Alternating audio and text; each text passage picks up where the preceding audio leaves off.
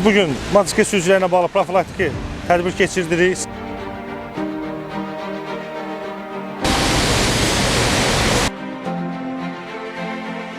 Sizlərin təhlükəsinin təmin olunması istiqamətində Bakı Şəhər Dövlət Yol Polisləri tərəfindən tədbirlər həyata keçirilir. Bilirsiniz ki, sıralarınızda olan bəzi bu tip nəqliyyat fasilələrini idarə edən sürücülər qaydalara biganə yanaşırlar. Diqqətli olun. Yollarda qaydalara birmənalı olaraq ciddi şəkildə riayət edin.